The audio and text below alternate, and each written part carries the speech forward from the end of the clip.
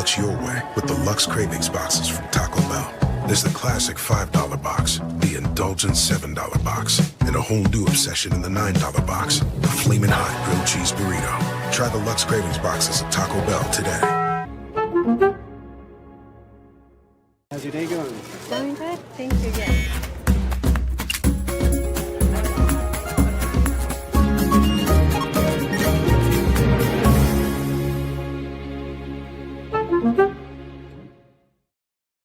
Check out the all-new Blue and Orange store at the Boise State Hall of Fame. The Blue and Orange store has your best game day gear. We're talking jerseys, hats, bumper stickers, car flags, more than 4,000 hats on the hat wall. If you want the best Boise State gear, make sure you check out the Blue and Orange store online at theblueandorangestore.com or the all-new Blue and Orange store down at the Boise State Allen Noble Hall of Fame.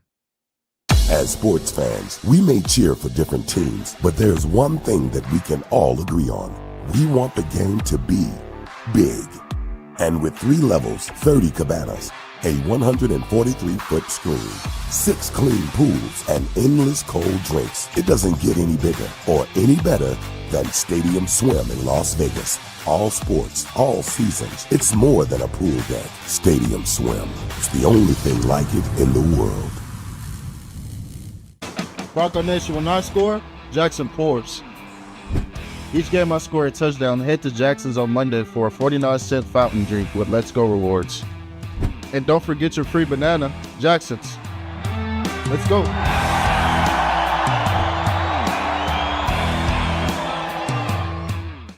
It's the all-wheel drive event at Lithia Ford of Boise. From hunting trips to ski trips to trips to Grandma's house. Nobody does AWD like LFB, Lithia Ford of Boise, where Ford begins in Idaho. Find your sun with Sun Cruiser Vodka Iced Tea. Made with real iced tea and real vodka. Cold, refreshing, and made for moments like these all year long. Let the good times cruise with Sun Cruiser. When I want Boise State to win, I trust Coach Rice to lead the Broncos to victory. And when I want the best painting and garage floor coating, I trust rowpaint.com to get that job done right.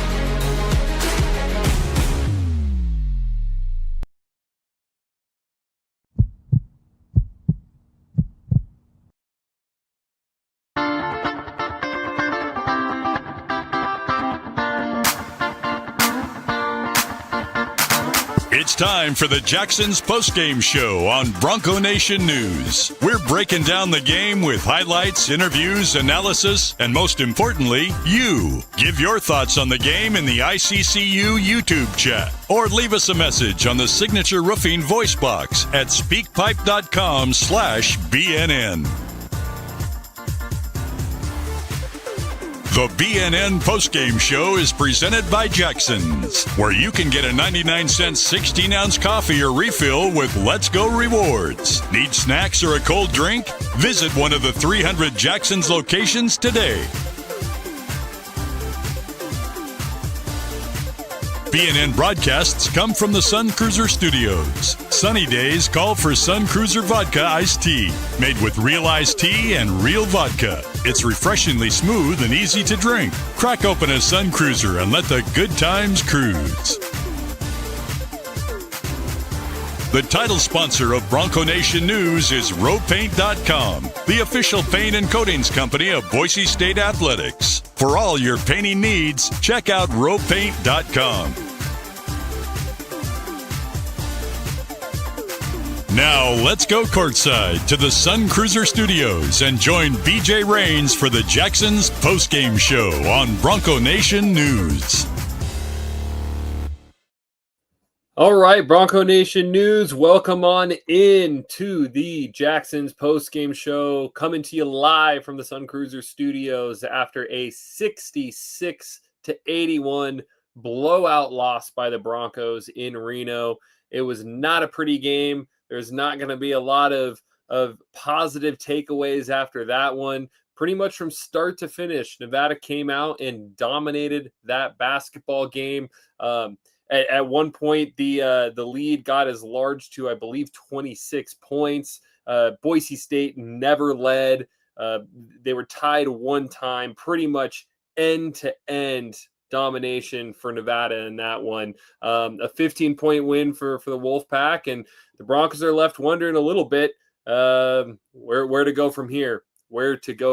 So for those of you who missed the pregame show, no BJ Rains tonight. He is at his brother-in-law's wedding, so I'll be filling in. If this is your first time in, my name is Nathan Carroll, working here with Bronco Nation News here on the Jacksons Postgame Show, brought to you from the Sun Cruiser Studio.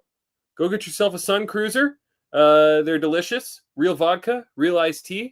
If you're not into the bubbly drinks, no bubbles, just 1 gram of sugar. They're very good, and we're glad to have Sun Cruiser on board with us. So, unfortunately, would love to be covering this one after a win, but just not the case. Not the case for Boise State tonight. 81-66, and pretty much everything that could have gone wrong did go wrong. Boise State shot just 44% from the field, just 32% from three, went 19 of 31 from the free throw line. Conversely, Nevada shoots 56%, 44% from three, 27 of 34 from the free throw line. +6 margin for Nevada on turnovers, 20 points off turnovers, led the way by Tayshawn Comer, who had 24 points, and a lot of them were tough baskets and getting to the free throw line. Went 13 of 14 from the free throw line. Like I said, there is not a lot of positives to take away from this one. Coming off your best win of the season, to come out and lose like that is certainly discouraging. And it really felt like Boise State was starting to put things together, and just did not go their way tonight. And these are tough games coming before the break, no doubt about it. Some guys maybe looking ahead, trying to get to Christmas. And we had asked Drew Fielder about that with our media availability with him on Thursday. And he said, no, we're locked in. We're focused on this one. But just came out flat, did not look good, especially early on. And now you got a 10-day layoff before New Mexico at home to really sit and rest on this loss. And I know Boise State football had the loss to Fresno before the bye week, and had a lot of talk about, losing before the bye sucks because you just got 2 weeks to sit on it. Well, now this team's going to have 10 days to sit on this one. So really tough loss. We're going to get to all your thoughts, all your comments in the ICCU chat here on YouTube. We're going to have analysis on the game. And just not a good performance, no doubt about it. Bronco 130 asking for just one positive thing. Here's, I guess, the one positive you take away from it, or not even a positive, but just a note. Bon Buam, who had played 7 minutes all season, a true freshman, gets 11 minutes, including some run in the first half. And I thought he looked all right out there. He ended up finishing the only player with a positive plus-minus for Boise State. Now, plus-minus not always the most important stat when driving impact, but notable nonetheless that Bon Buam getting some minutes, maybe has found himself in the rotation, and would love to hear what BJ has to, or excuse me, not BJ, what Leon has to say. What happened in practice to see Buam getting some run? I mean, we got to see him a little bit in some of the practice time that we've gotten to, and I mean, he's an impressive physical player. So there is your positive to me on that, or from me on that one. How are you guys feeling? What's the thoughts? Tyler Schaefer saying, hey, every team in America has this game. It's unfortunate they already had one with the Hawaii Pacific game. Yeah, certainly. I think Ryan here kind of Rick, summing it up a little bit. I mean, Nevada was hitting everything. I think you have to start the game by just giving credit to Nevada. They hit a lot of tough shots, guys. I mean, a lot of looks where Boise State did a good, not great job contesting, but they did a good job contesting, and UNR just hitting shots anyways. And that's sometimes how games go. It happens. Now, the great teams find a way to win, and Boise State certainly did not do that. And there was a lot of positive, or a lot of things that Boise State did not do well in the first half in particular. Turned the ball over way too many times. I thought the offense looked pretty much a total 180 of what it had looked like against St. Mary's, of what it had looked like against USC, some of their more encouraging performances this season. The rebounding margin went Boise State's way, but that's a game that I think you were hoping to probably dominate the rebounding margin a little bit more. They were +7, and given how poorly you were in the turnover department, you kind of needed to win that one by 10 or more. We talked a lot about it in the pregame. I thought that this team had been their best when they were really pounding the ball inside and trying to get to the basket and not just settling for threes. And at the end of this game, Boise State, 22 threes, 23 2-point attempts.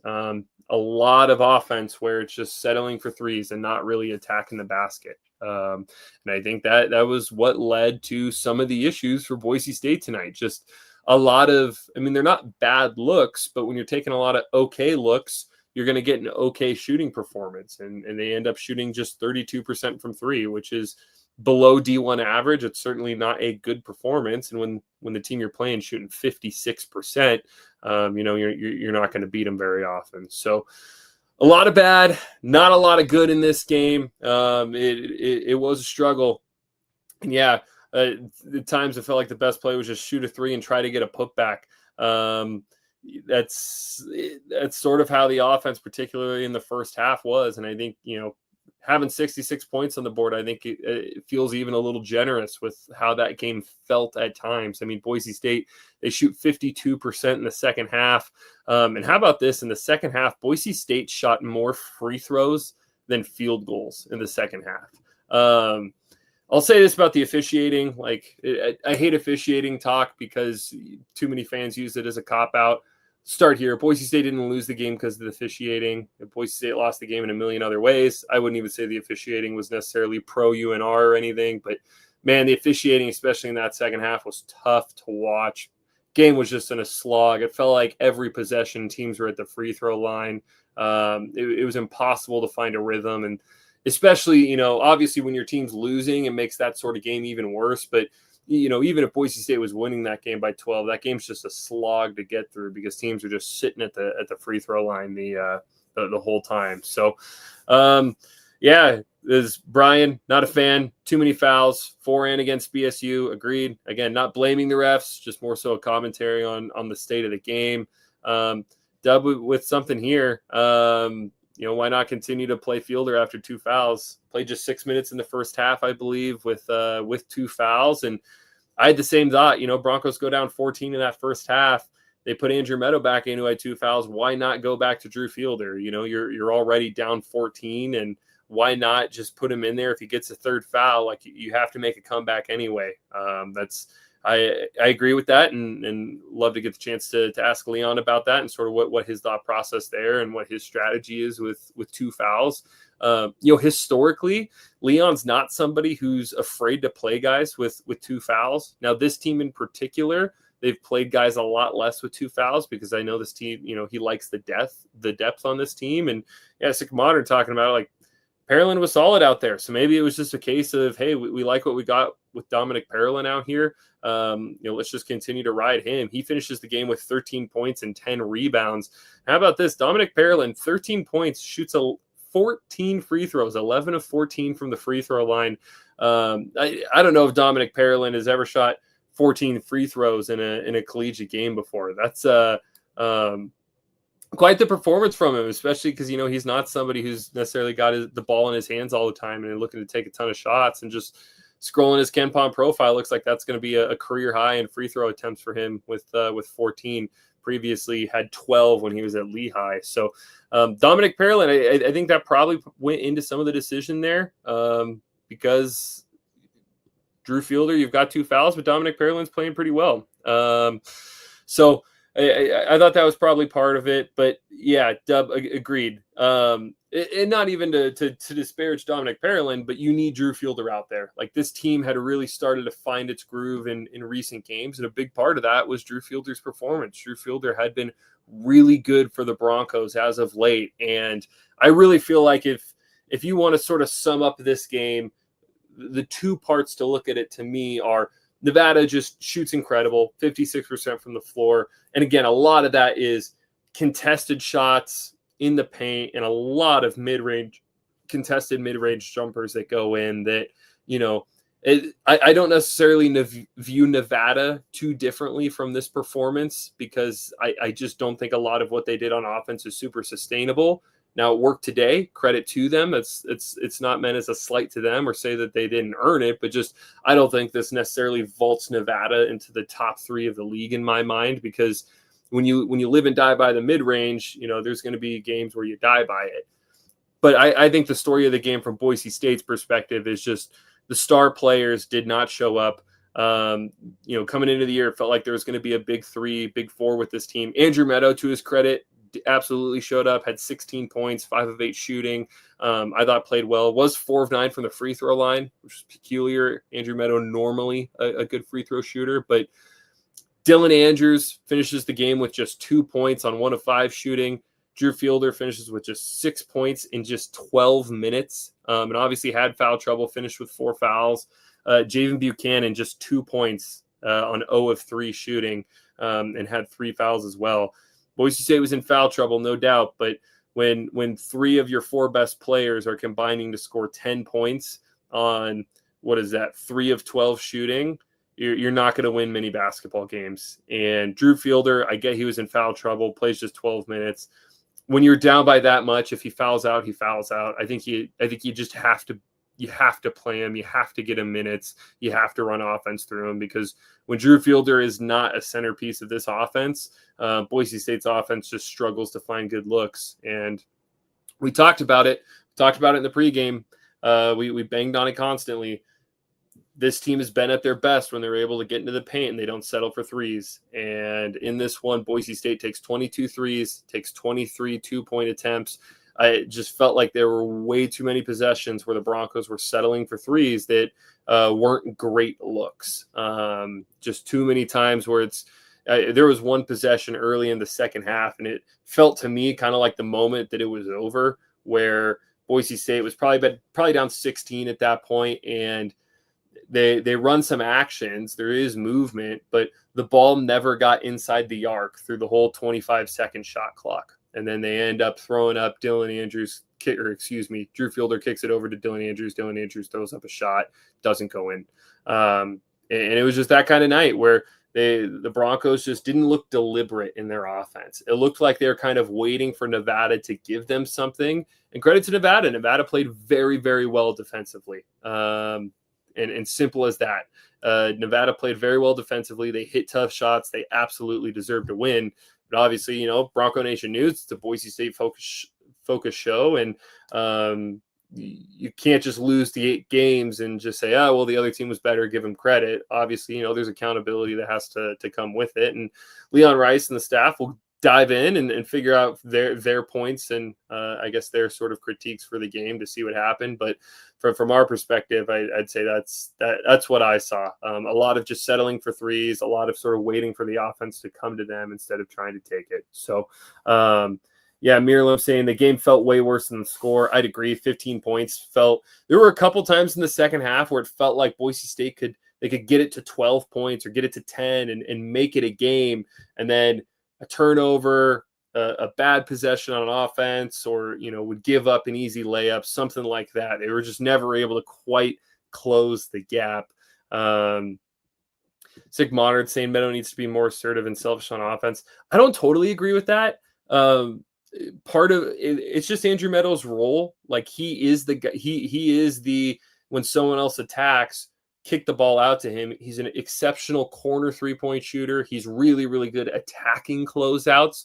But there isn't a lot of evidence of him being a guy that you can just get the ball to and let him create his own offense. That really hasn't been his game. And it's part of why he's been so efficient, is because I think he does a good job of understanding that, where, hey, when a defense is in conflict and in rotation, I can attack it at a high level, but it's not someone when the defense is set who I can go create my own basket. But that's where I think you need a guy like Javen Buchanan to step up and be more involved. For Javen to come out of this game with just 3 shots attempted, and obviously he got to the free throw line, so he clearly was attempting more looks than just that. But to me, Javen Buchanan's a guy who you need to be taking at least 6 or 7 shots a game minimum, and he's someone that I think if he's taking 10 shots a game, you're pretty happy with.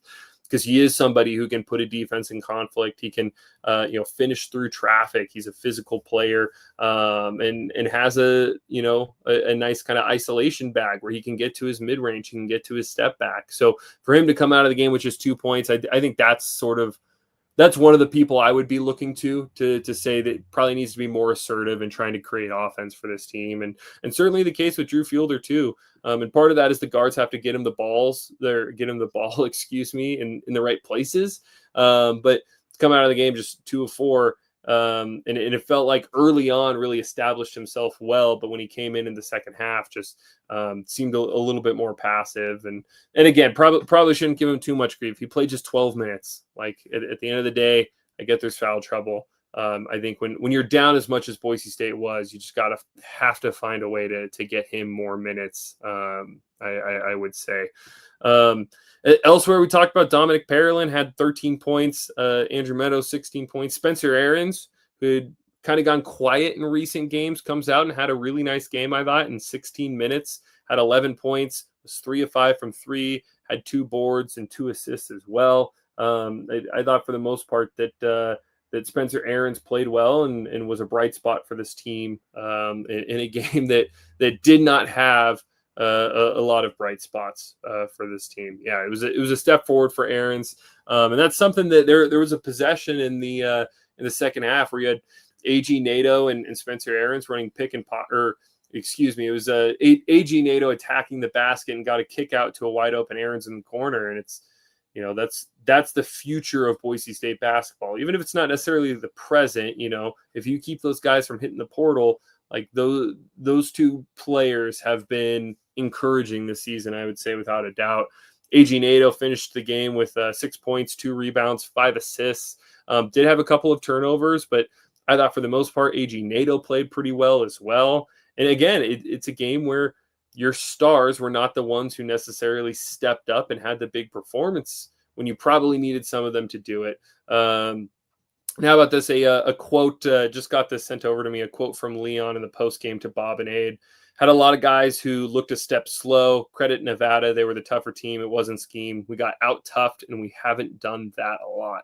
And yeah, I think Leon's pretty spot on there. I think Boise State looked a step slow, and I thought that they got out-toughed, no doubt about it. And that's why I made the comment about the Christmas break coming up. You do wonder if just some guys, were they a little checked out early? Were they drinking the Kool-Aid a little bit after the St. Mary's win and kind of looking forward to their plans? Obviously I can't, I'm not the one to necessarily say that. I don't know where their head was at, and maybe, credit to Nevada is as simple as it gets there. But really disappointing performance, especially because Nevada outworks the Broncos tonight. No doubt about it. Absolutely no doubt about it. And yeah, that did come from Bob and Abe on the radio. That was Leon's comments on this team.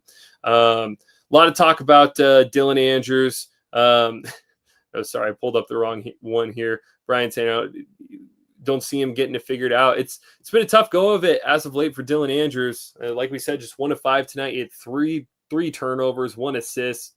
Really felt like he never found a rhythm, had a team worst -18 when he was on the floor. And yeah, he's someone that 2 years ago at UCLA flashed really, really high level scoring potential when you put the offense in his hands. And it just hasn't quite clicked this year for him. A lot of turnovers, way more turnover prone than he's been in past seasons.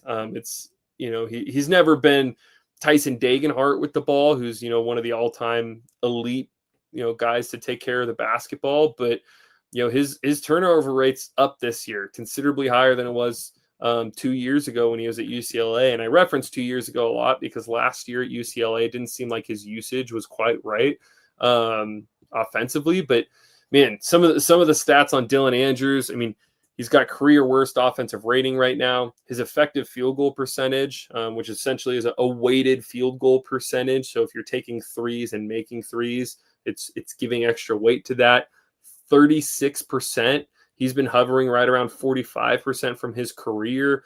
It's just been a tremendously down year for Dylan Andrews. So am I ready to just give up on Dylan Andrews? No. He is someone who has showed good moments and he can get downhill. And he's someone who I think just needs to find his shot again. If he does start to find his shot, if he starts to find his touch, I think the offense can start to turn around. But yeah, zero doubt about it. It's been a tough season so far for Dylan Andrews, and tonight was not a good look as well. And we'll see. I mean, again, AG NATO is continuing to stack good performances. We've seen Leon Rice, he's a tinkerer. We know that throughout the season. He's going to adjust with the lineup to find the best group he possibly can. Maybe he feels like this starting five of Buchanan, Fielder, Meadow, Keene, and Andrews has shown enough good things. Obviously, that was the 5 for the win at Butler. That was the 5 for the win against St. Mary's. Maybe he says, hey, it was one bad game. We're going to move on and just continue to try to have better results going forwards. But if there is some tinkering to do, I mean, AG NATO has been playing some really good basketball, and Dylan Andrews just hasn't quite found his touch. Maybe that's a move that they decide to make, inserting AG NATO into the starting lineup for Dylan Andrews. We'll see, though. 10 days off. Next game's going to be against New Mexico on December 30th. That's going to be a home game for the Broncos, and becomes you're never really in must-win territory. Until the end of the season. Again, it's just the nature of college basketball. You can't really overreact to one game because you do have such a large sample size. But we were talking before the game, 16-4 is kind of the record that Boise State has to shoot for. You had 4 losses to play with. Now you have 3. Simple as that. You got to win 16 of your next 19 if you want to be in a good spot come Selection Sunday. And so in terms of looking forward, season's not over. Certainly a discouraging loss. But things are going to have to turn around. I think the offense has to get figured out. I think that's the big thing right now, is just way too many possessions where there's that lack of intentionality to it, just a lot of waiting for something to open up. And right now, just too many guys on the floor who are forcing shots that maybe aren't in the rhythm of what the offense should be doing. You go down the list. Pearson Carmichael was 2 of 6 tonight, was 1 of 4 from 3. I thought he really struggled. He had 2 turnovers, just did not look good. Looked like when he had the ball in his hands, he was just trying to do way too much. Like, that's a guy that Pearson Carmichael, like, how can you clarify his role and get him into spots where he's most comfortable and keep him in those spots? Talked about Jaden Buchanan and his performance a little bit tonight. RJ Keene goes 1 of 3 from 3. We've talked a lot about RJ Keene. Obviously, he's one of our friends here on Bronco Nation News, but that's a guy, if he's taking 4 shots a game, I don't think that's the best version of Boise State, because he's so good at all of the other things, right? Create the turnovers, get offensive rebounds, create energy for the team. And that just wasn't the case for RJ tonight. Finished with 1 rebound, had 2 fouls, 0 blocks, 0 steals. Just not a good night. There's very few players who you can say a lot of positive things about. And for a lot of those guys, it seems like for every positive you could give them, there's a negative to throw in there too. Outside of, probably Dominic Berlin and Spencer Aarons, I guess that's maybe the 2 guys that you feel best about. But it's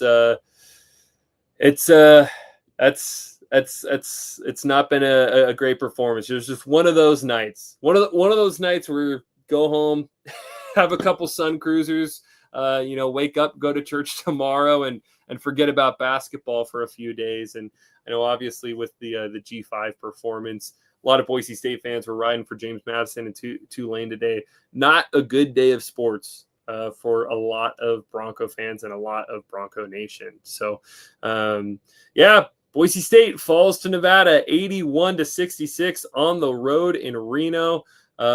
Season's not over. Sky isn't falling, and I know a lot of times, when BJ says that, we get all the comments saying, "Oh, BJ is just a homer," and it's just the reality of college basketball, man. It's a long season, and this team has shown enough good moments that I think you can still believe in some positives for this team. But the issue right now is just consistency. Like, can you get consistently good performances? Can the offense consistently get the ball to the paint and get to those areas, get to those shots?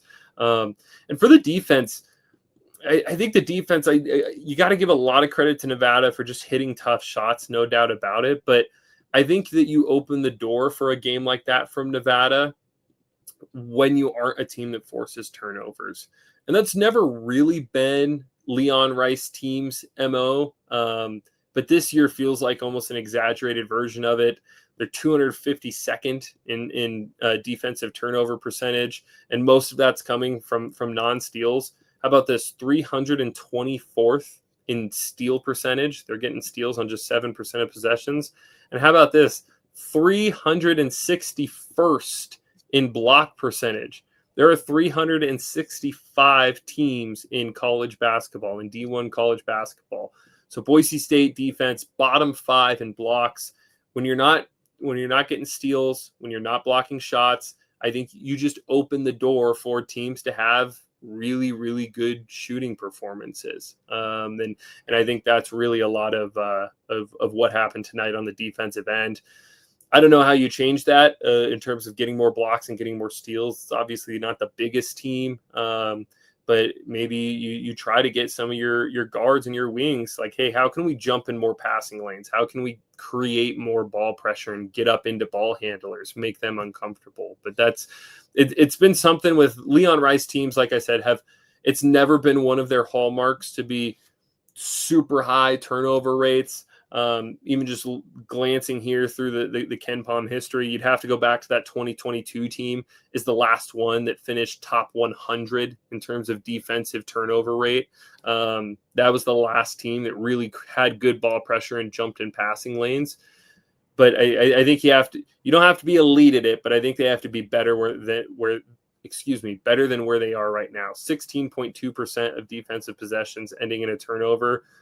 That is the lowest, the worst percentage for a Leon Rice team, period. The previous worst was 16.4% back in 2018. So this defense is forcing less turnovers than any Leon Rice defense that we've seen at Boise State.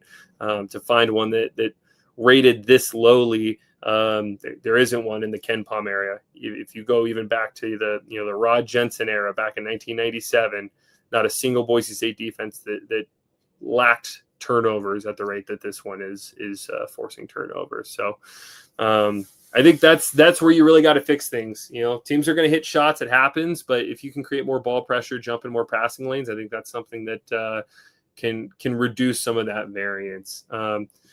Mentioned the Grand Canyon winning at Wyoming. We will have another night in the Mountain West show coming up with Tom Mosier as soon as we go offline here. So be sure to go tune over to that. Going to be talking all things Mountain West, not just Boise State. If you're just someone who's a fan of the league as a whole, not just Boise State basketball, that's the place to go be and go talk with Tom and see where the league's at. Obviously tonight was a big night for the league. A lot of schools are playing their game before the layoff. Number 1 Arizona knocked off San Diego State. San Diego State, it was close at halftime, down by just 1, but Arizona just opened up a can of something on the Aztecs in the second half. 45 points for the Aztecs there. Talked a little bit about Utah State blowing out Colorado State in the pregame. Utah State looks like the team to beat right now in the Mountain West. Grand Canyon knocking off Wyoming. That was one that I'd had on my radar. Grand Canyon has been playing well, but Wyoming, they've been beaten up on a lot of Q3, Q4 opponents. Hadn't really played they hadn't beaten a really good team yet. Now, obviously, they competed with Texas Tech, but it's a good win for the Lopes in Grand Canyon, and then New Mexico and UNLV taking care of business against some bottom tier teams in the league. So if you're Boise State starting 0-1, certainly disappointing. Again, not a lot of positives to take from this. And it looks like I did misspeak at the start of the show. Boise State did lead one time early in the game, but they trailed for 38 minutes in this one, led for just 48 seconds of this game. Just not good enough, and we'll see how Boise State responds at Extra Mile Arena in 10 days. This roster ain't it. I don't know if it's totally a roster issue, but yeah, I'm kind of with Sick Modern here. Like, why isn't this team a better three-point shooting team? I don't have the answers for you. There's a lot of guys who in theory are good three-point shooters. This team's shooting better than last year's team. Last year they're down at 31.7%. Like, this year's team is nowhere near that low. And in the wins, it's been solid. They're actually top 100 in 3-point percentage this season. So it's worked out for them a lot of the time. The issue has been the 2-point shots, shooting just 48%. That's 280th nationally. They just haven't been able to score in and around the rim. Obviously, like a guy like Dylan Andrews, who's had trouble finishing around the rim this season for his standards, that's going to be a part of it. And yeah, I think he needs to be more of an impact moving forward with this team, no doubt about it. He's shown it at a high level before. He's shown it in the Big Ten that he's capable of being that player. I don't know how they get it out of him, but that's going to be something that Leon and the staff has to figure out. But 10-day layoff, and you come together and hopefully figure it out on New Year's Eve against New Mexico at Extra Mile Arena. It's a New Mexico team that's trending the right direction. Had a couple of ugly losses, lost to Nebraska by 12, lost to New Mexico State by 8. But since then, they've risen from 102 to 78th in KenPom. They've put together some nice wins, blew out San Jose State tonight, had a win against VCU at VCU, which has become one of the better wins in the league for the Mountain West. So it's going to be a tough opponent. And for Boise State, you got maybe 3 losses to work with the rest of the way. You used up one of your 4 tonight, and so you got to be not necessarily perfect, but you're going to have to be much, much better going forward. So this has been we'll get in any final thoughts and comments. We'll sign off shortly and send you on over to the Another Night in the Mountain West show with Tom Mosier. Again, Boise State falls to Nevada 81-66. I've been Nathan Carroll here on the Jacksons Postgame Show live from the Sun Cruiser studio. Go get yourself a Sun Cruiser. Go enjoy Tom Mosier as he talks about the Mountain West and all the happenings in the league.